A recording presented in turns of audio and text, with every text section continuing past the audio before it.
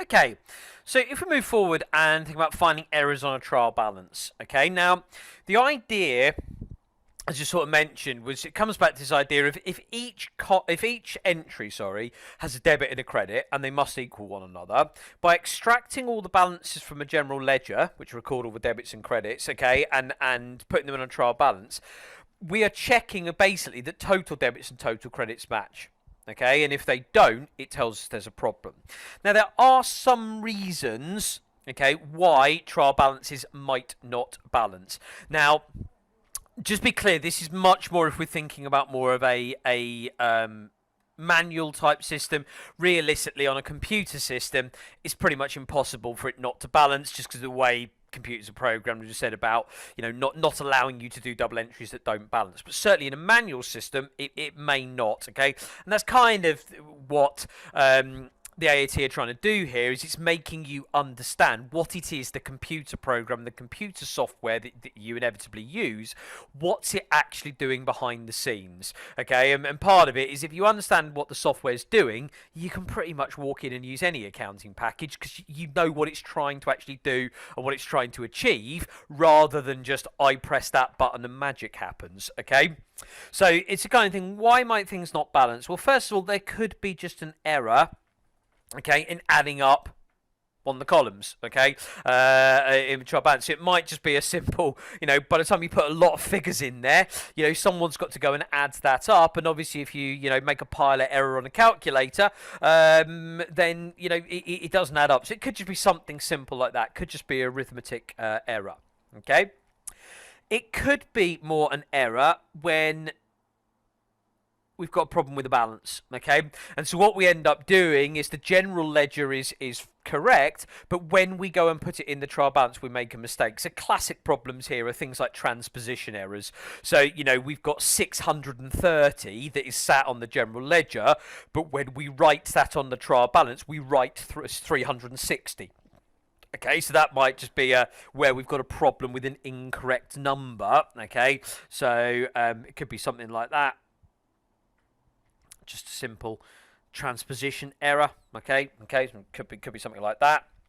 It could be, the one debit is a credit, okay, so, things we know, like the bank account, for example, is one that can catch people out, because actually it's a bank overdraft, so it should be sitting as a credit balance as a liability, but people record it down in the debit column as an asset, when actually it's an overdraft, so at that point it was a liability. So it could be something like that.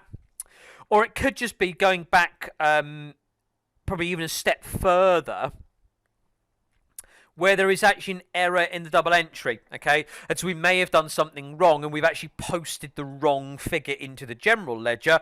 Well, if we've done the wrong double entry into the general ledger, then quite clearly the way we do the extraction and we pull the number from a general ledger, that number itself is fundamentally wrong. Okay, so that's the whole point of doing a trial balance, is it just, if it does balance, it kind of gives us some comfort that none of that has actually happened. Okay, now what's common in assessments, okay, is that what they do is they basically give you a list of balances, as we're going to do in this example over the page, okay, is that they give you a list of balances, they give you the figures, they give you a debit and a credit column, and basically go do the trial balance. So essentially you need to be able to run down a list like this, be able to identify from the account name what is it, okay, and we can think about the whole dead click there, and once we kind of know what it is, we can decide whether it's a debit or credit.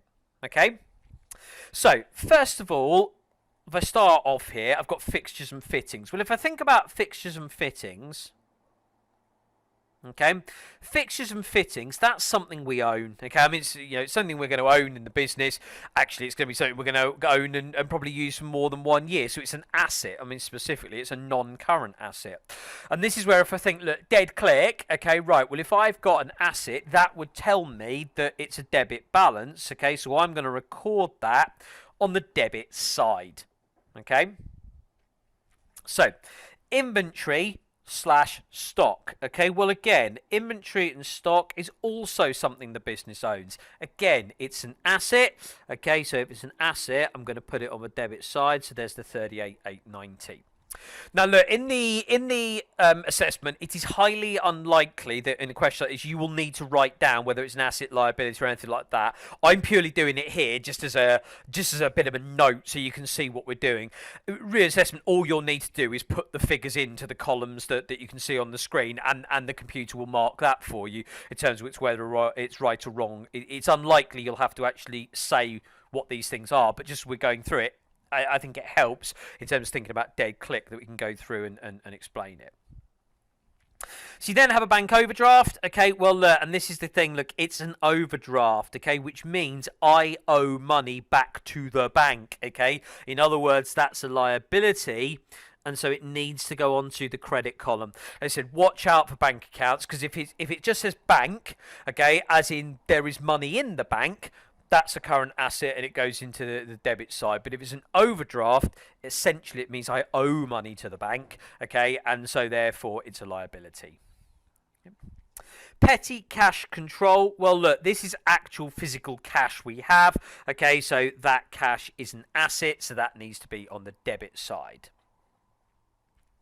We then have trade receivables. Well, again, this is money that I am owed by my customers, okay? So there's a load of debts there, and essentially I own those debts. Those debts belong to me, okay? So therefore that is an asset, and I'm going to put the 338074 on the debit side.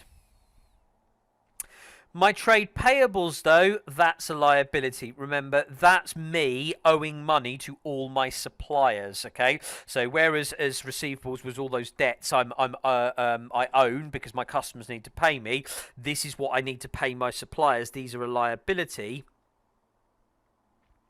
So there's my 92,372, okay? Doesn't look much like a 2, does it? So 92,372. VAT. Now, this is where you've got to be careful on the wording because, look, this is owing to HMRC. In other words, this is a liability, okay? I owe that money to Revenue and Customs. Therefore, there is a liability to me. I need to pay them. That could easily say VAT owed from, okay, Revenue and Customs. But because this is owed to them, it's a liability and therefore needs to go on the credit side, okay? But it said watch out because if it's owed from them, okay, then essentially that's like a receivable, okay, and it would be an asset. So VAT is another one to always look out for. Capital, well, that is capital, okay, on our dead click. So again, that's going to be on the credit side there. So that's the 34038. Loan from the bank, okay, well, look, if I borrow money from the bank, okay, I have to pay it back to them at some point, okay, so I owe all that money back to the bank, so that's a liability, okay, so we've got 33,000 then on the credit side as a liability. Okay, so we then have, next is sales, okay, well, look, the sales we make in the period, this is all income. Okay, yeah, so this is income for us. This is how we generate our money. Okay, so that's income. So therefore, I'm going to put the 876406, okay, on the credit side as income. Now, sales returns is a really interesting one, actually, okay? The way I would think about it, remember, what is it? Okay, well, basically, this is where I sent some goods out to my customer, and for some reason, they've sent it back to me. So the point is, I initially would have recorded that figure in that sales number and that 876406 we've just put in. Well, that's fine because I measured the sale according to the goods and services I supplied to the customer. So as I sent the goods out, I recorded a sale. Now I've had the goods back, it's like, well, it's not really a sale, is it? Okay, I mean, so the sales returns is really just a reduction in income. Yeah, the idea is it basically just offsets against the sales balance. Yes, I sent out £876,406 worth of goods, but actually my customers sent back £9,320 worth of goods, so I need the two things to offset. Now remember, our dead click is about how we increase things, so for our credits, increase liability, income, capital. Well, a sales return, I basically need to reduce income, so therefore I'll stick it on the debit side, okay? It's been used to reduce that income. Purchases, well, as I make purchases, then that's going to be an expense. Okay, so purchases are an expense. So following my dead click, okay, that needs to be on the debit side. So I've got the 528774. And then, much like we said with the sales returns, it's like, fine, I've had £528,774 worth of stuff come into my factory, warehouse, whatever, but actually I've sent some of that back. Okay, so these purchase returns just need to be used to basically reduce down that purchase expense. Okay, so we're actually going to put that in as a credit balance. We're going to use that to reduce an expense. Okay. Now, the next two are ones that people do often find difficult, okay, and it's discounts, okay?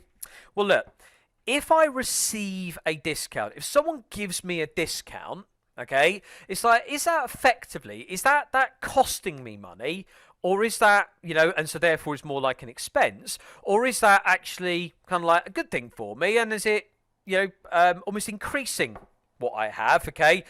And the answer is, actually, if I receive a discount, essentially, it's almost like a form of income. Okay, it's more like that. It's a good thing for me, isn't it?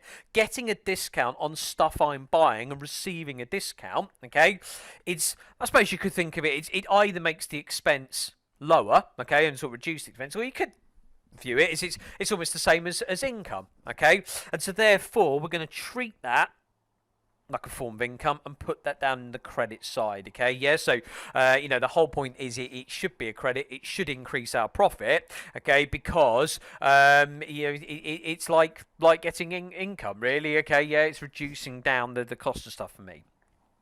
So therefore a discount allowed is the opposite.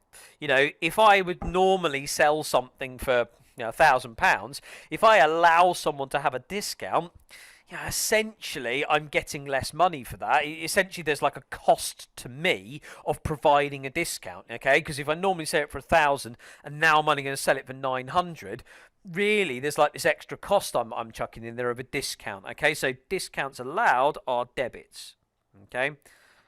It's because I'm on debit side, 3680.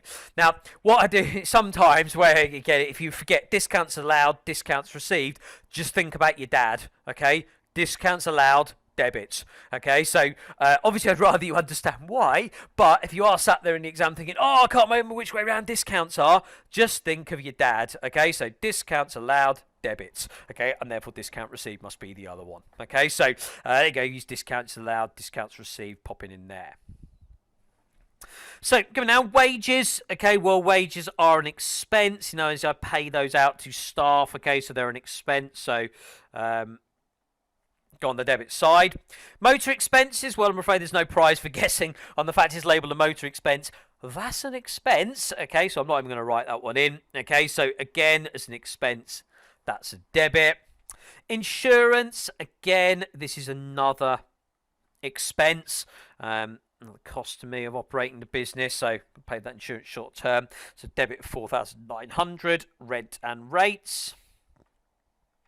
Again, another short-term thing, so there's an expense there, 16,000. So obviously, being expenses, these are all on the debit side.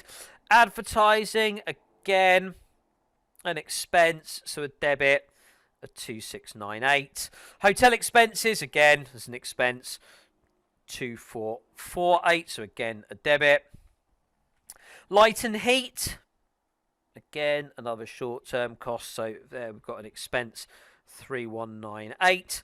Subscriptions, also an expense, okay, so if we are subscribing to whatever it might be, expense or a debit. And then finally, miscellaneous expenses, well, again, as the name implies, it's an expense, so on the debit side, okay? So that puts all the figures in. Now, a few things to watch out for here. Look, in this trial balance, we've generally grouped things together. So we've kind of got, assets and then liabilities and then income, then expenses. And in real life, that is generally how trial balances work, in that similar type items get put together. So, you tend to find you have your assets, then you have your liabilities, then you have things like your capital, then you have your kind of income, then you have your expenses. So that would be probably looks like one that would be the sort of thing you'd run off in real life and run off at work.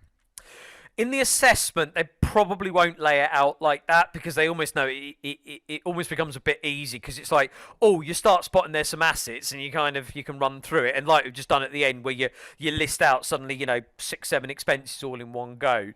So generally in the assessment, they'll give you the list of account names in alphabetical order.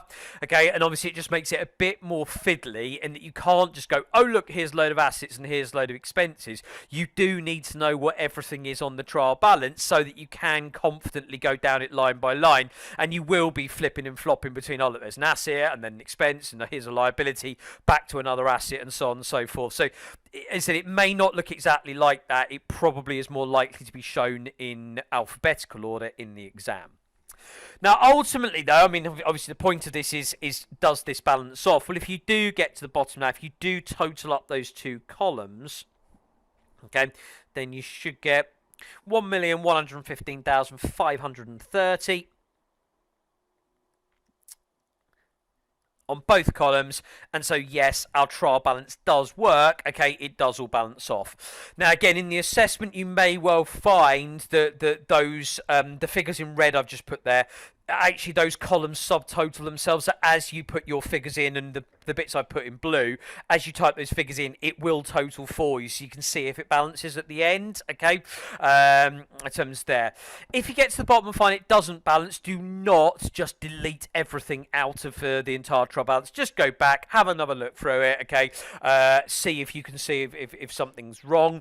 At the end of the day, if it still doesn't work, move on. You can always come back to it later, okay? But don't spend an hour trying to get your trial balance to balance, because if you get one bit wrong, it doesn't necessarily mean you failed the entire exam. If I've got one number wrong anywhere there, okay, it won't balance, but it doesn't mean I haven't passed that task just with one mistake. And the last little bit, just to mention, as I was talking about at the start, about the idea of digital systems, okay? As I said, we're very much trying to show you how a manual system worked, so that you can understand what the computer is doing in the background. The reality is, all the posting, the production of a trial balance these days is all computerized, and is literally click of a finger, and that's it. It's there and produced for you. Okay, but if you understand what it's doing, it makes it a bit easier to link.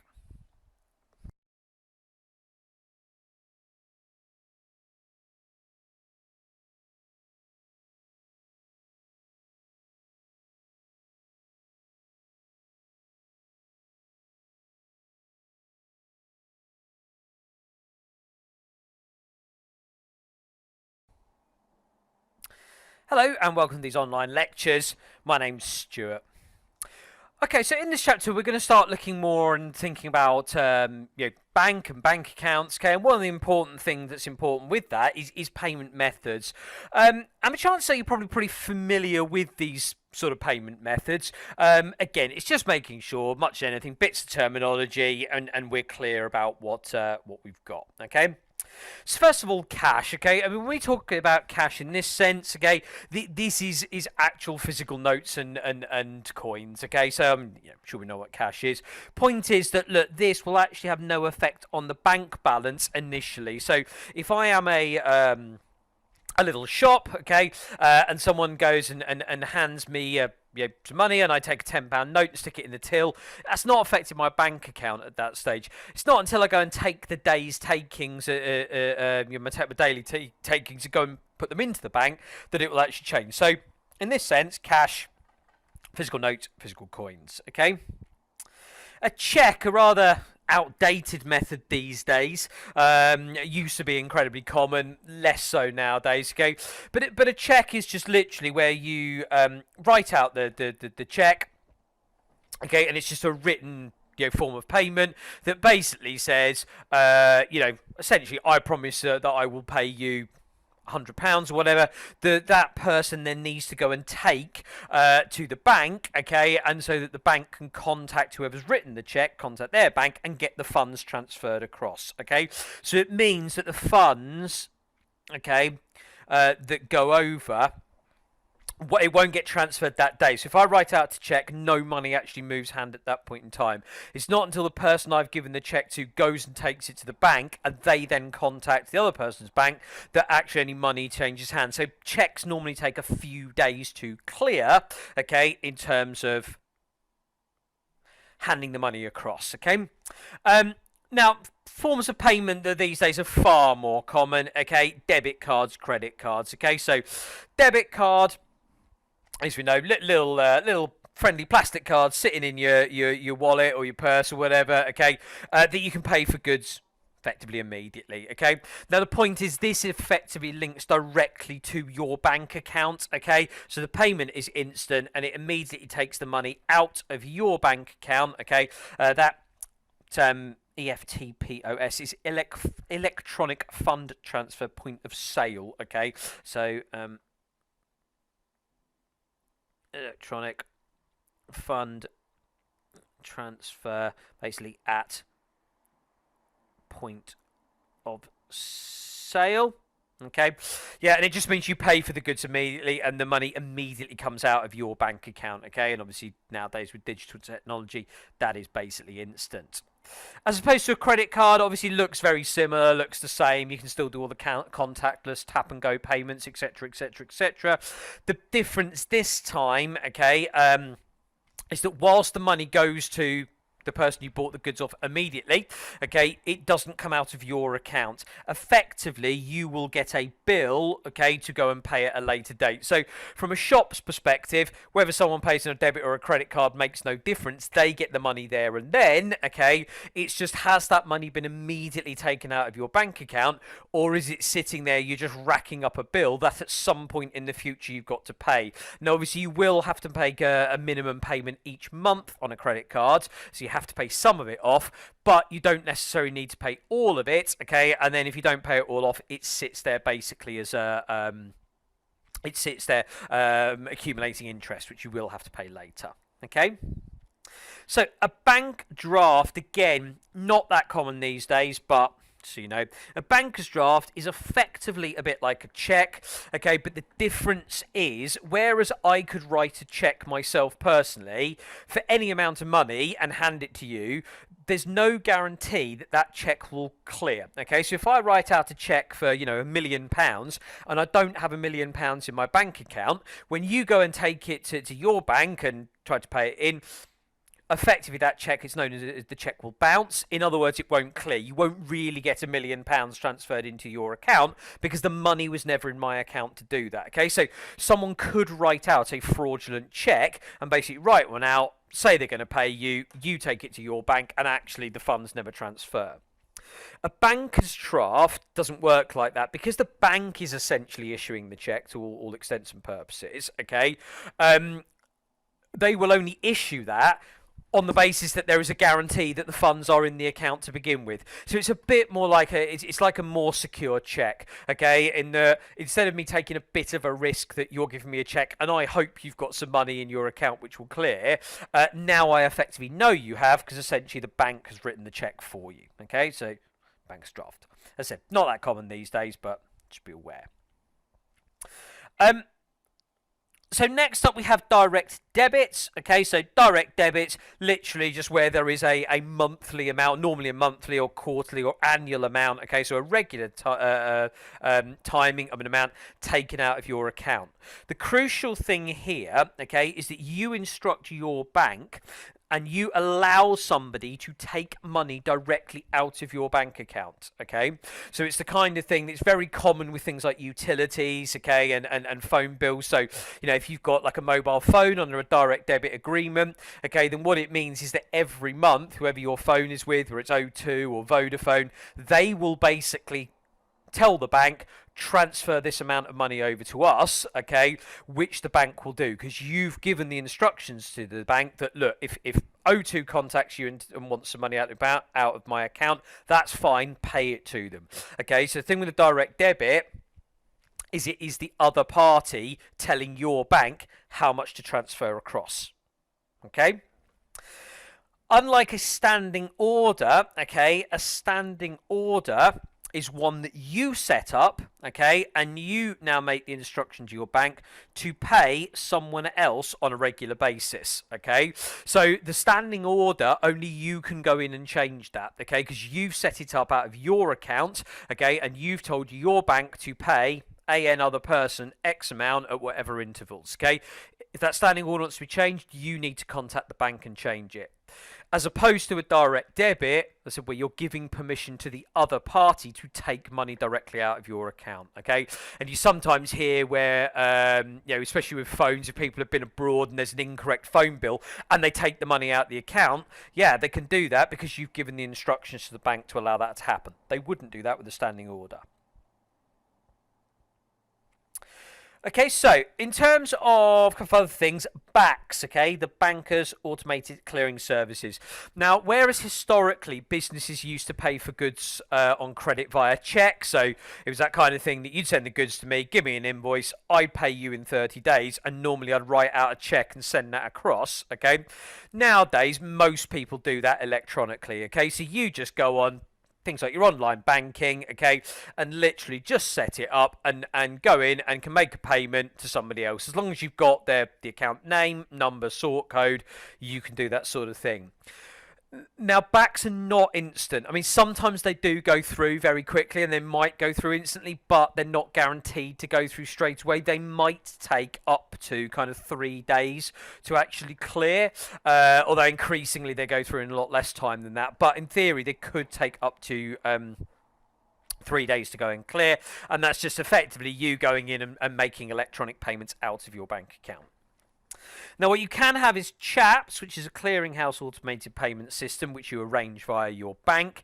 It's basically just like BACS from the point of view of you need someone's account, name, number, and sort code, and the money gets transferred across. Difference is CHAPS is basically guaranteed to be same day delivery. Okay, so it's the kind of thing that if you are doing something like buying a house, then often solicitors won't let you pay via BACS. They insist on a CHAPS payment and say, right, it needs to be guaranteed same day, transferred across, which you can do. It just means you pay a higher fee for it, okay, in terms of what's there.